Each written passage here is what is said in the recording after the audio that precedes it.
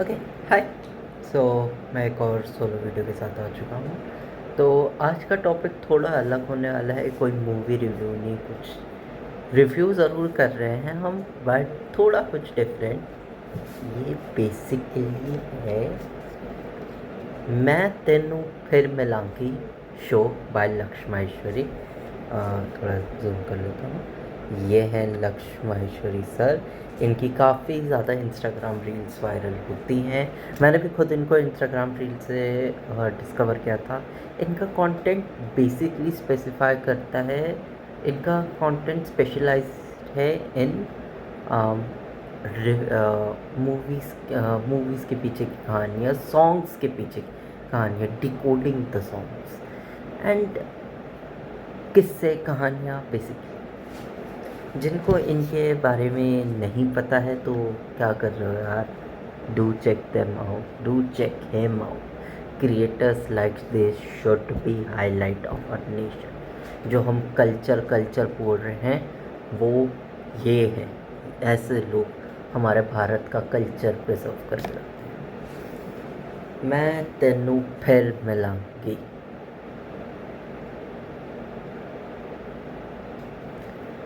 What a show it was.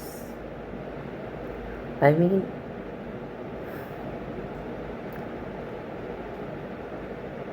लक्ष्माश्वरी sir का थोड़ा सा इंट्रो और दे देता हूँ। ये एक नॉर्मल वर्कर थे। इनका सिंगल हैंडेडली करके के इंस्टाग्राम का चैनल है, do check him out. And ये एक वर्कर थे, एक इन्वेस्टमेंट बैंकर थे इन गुड़गांव, हमारे पास में। एक दिन इन्होंने एक मूवी देखी इम्तियाज़ अली की कॉल्ड तमाशा। तो इनको देख के लगा कि मैं जो कर रहा हूँ ना वो सही नहीं कर रहा हूँ। मतलब क्या करना चाहिए ये नहीं पता है, बट जो अभी कर रहा हूँ वो सही नहीं है। तो इन्होंने क्या किया, like a very wise man should, एक बैठे कब 7 साल 8 साल कुछ करते करते अब ये हैं एक कहानीकार।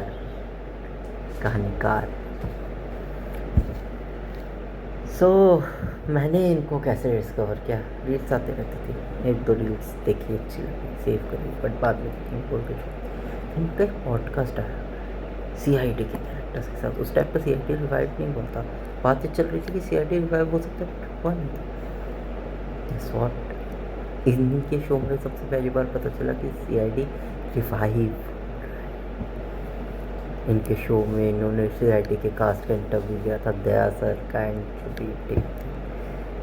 अभिजीत सर एंड क्या प्यारा वीडियो था। इनकी एक और CID वाला वीडियो तो मैंने कैजुअली ऐसे ही देखा, बट एक और वीडियो थी रांझना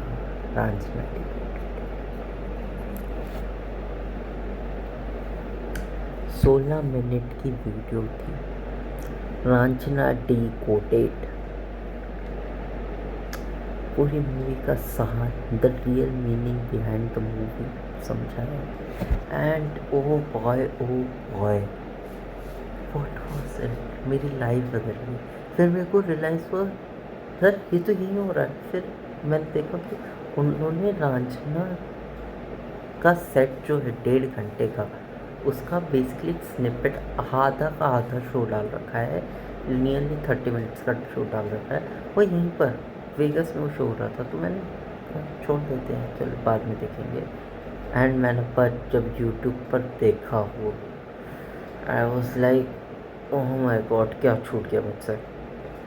तो तब से मैंने प्रण ले लिया कि कोई भी फ्रेंड्स हो, बिकॉज अगर तुम वो उनकी वो वीडियो देखोगे तो तुम्हें पता चलेगा कितना ब्यूटीफुली उस रांझना को लिखा गया है और क्या डिकोड किया उन्होंने। फिर आते हैं, मैंने इनके फर्स्ट लाइव शो देखा, वो था इश्क सूफियाना, जो कि बेसिकली मैं तेनू फिर मिलाऊंगी का एक सीक्वल शो। कैसे है वो सब आगे समझाऊंगा। अब ये टिकट के बाद मैं तेनू फिर मिलाऊंगी। इश्क सूफिया मैंने देखा था जनवरी 25 को, एंड उसके बाद अब जाके मैंने 26 मई को नहीं, आज क्या तारीख है, 17 मई को मैंने ये देखा, तेनू फिर मतलब मैंने प्रीक्वल बाद में देखा। And oh boy it was worth it. मैं तेनू फिर मिलाऊंगी एक कविता है बाय अमृता, एंड ये पूरा शो ही अमृता इमरोज़ की कहानी, प्रेम कहानी, the love triangle between Amrita Imroz and Ludhiana, sorry मैं नाम भूल रहा हूँ इनका, क्या नाम था, लुधियानवाला के बीच की है द स्टोरी। एंड सबसे पहले अगर मैं बात करूँ तो मैं इवेंट में गया एंड मेरे को ये फिज़िकल टिकट मिली, which is a great experience. हाँ, आई डोंट नो आप डिटेल्स देख पा रहे हैं या नहीं, but it has so great details कि मतलब एक एक चीज़ डिटेल में मेंशन्ड है कि कब शो हो रहा है, कहाँ हो रहा है, and looks like a legit ticket जो आप लेते हो। एंड उसके बाद जब पूरा शो वो ख़त्म होगा तो ये कहानीकार हैं, शायरियाँ होती है, कहानी होती है, कविताएं होती हैं, एंड क्योंकि कहानी है ही कवियों के बारे में, अमृता हो गई, लुधियानवाला हो गए, इनकी कहानी है, ये कविताओं की कहानी है। तो ये सारी शेर शायरी, कविताएं, गानों के पीछे की कहानियाँ, वो सब जब मैंने पहली बार सूफियान में देखा था तो मैंने जनवरी में देखा, एंड मैं आज तक आधी चीज़ें भूल चुका हूँ, भूल तो नहीं चुका हूँ, याद है बट इतना अच्छे से। तो इन्होंने इस बार क्या दिखाया कि यार ऐसे तो यार भुलाएंगे, तो बेसिकली इन्होंने ये छोटी सी A6 साइज़ है आई गेस इसका, आई don't no, A6 most probably है, एंड एनीवे दिस छोटी सी बुकलेट दी है विच इज़ लाइक, इसके पीछे आप देख सकते हो कवर है अमृता का ही, अमृता इमरोज़ का ही कवर है, and this is a book that has all the shayaris that has been told in the entire set। And क्या एक्सपीरियंस है यार, इसको एक तो सबसे पहली बार जो मैं कर रहा हूँ, इसको ऐसे रखोगे तो ऐसा लगता है कि कोई पासपोर्ट लेके चल रहा हूँ, ऐसा लगता है बोर्डिंग टिकट और पासपोर्ट लेके चल रहा हूँ।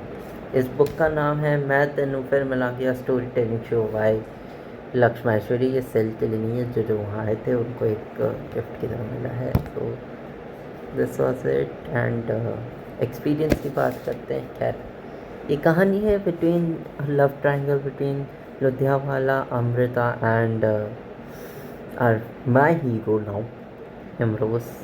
क्या कहा, मतलब सबसे पहली बात तो मतलब जिन गानों को हम ऐसे सुनते आ रहे हैं उनके पीछे कितनी डीप कहानियाँ हो सकती हैं, वो राइटर उस समय क्या सोच रहा था, क्यों सोच रहा था, वो सारी चीज़ें बताइए यार, क्या प्यारा शो है।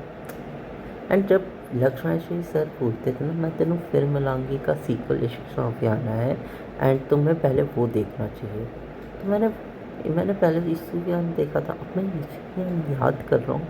तो it is a story of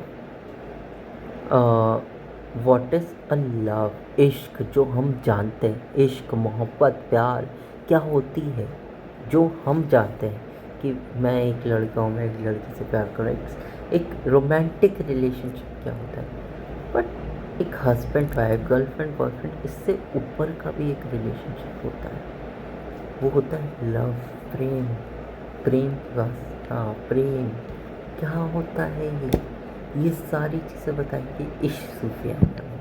and इसमें बताएगी है कि इश्क होता क्या है, इश्क में दिल गंवाना होता क्या है, इश्क में दिल जलाना क्या होता है, क्योंकि लुधियाना वालों को भी उसका प्रेम नहीं मिला, अमृता को भी उसका प्रेम नहीं मिला, ना ही इमरोज़ को उसका प्रेम मिला। ये स्टोरी में लव ट्रायंगल, किसी को उसका प्रेम नहीं मिलता, सबकी मौत हो जाती है बस अपने पिया को दूर दूर से। एक खामोशी है, पूरी कहानी में एक खामोशी है। अमृता और विद्यावाला की कन्वर्सेशन के पीछे खामोशी थी, इमरोज़ और अमृता के पीछे खामोशी थी। And to be honest I feel like कि ऐसे इवेंट्स मोर होने चाहिए जो हमें इन सब चीज़ों के बारे में बताए कि हमारा कल्चर क्या था, कि बड़े बड़े पोइट्स थे कौन क्या, and is there and is there saying everything clearly and with a humorous smile there. And सबसे बड़ी बात कि भाई तो आदमी रुलाए बिना आपको जाने नहीं देगा। एक जाते जाते जो ये लास्ट कहानी बोलता है ना, अगली बार इनके कोई भी सेशन में जा रहे हैं ना और ये कह रहे हैं कि एक आखिरी कहानी सुनाने जा रहा हूँ, अगर बोलोगे चाहोगे तो ही सुनाऊँगा वरना सुनो, तो ना मत बोलना, रो के जाओगे। ये बंदा हर बार ऐसा करता है। एंड नाउ टॉकिंग इस अदर शो इश्क सूफियाना, तो मेरे को बस मैं तेन फिर मिलाके में एक ही कमी लगी जो मेरी मोर ओवर कमी है, शो की नहीं है, कि बेसिकली 1950s और 60s के गाने ज़्यादा यूज़ हो रहे थे and of course they were the biggest stars and writers. I guess 70s, I don't know the time में, तो they are the stars of that time, तो फिर वहाँ के यूज़ होंगे।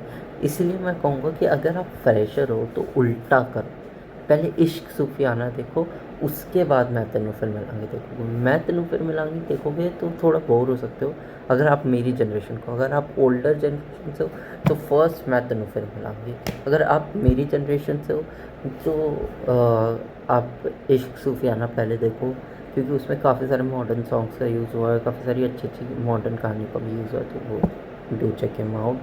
एंड यार बट प्लीज़ एक रिक्वेस्ट है, इस आदमी को चेक आउट करो। This man is genius, a bless और blessing in disguise. I'm telling you, need to check him out instead.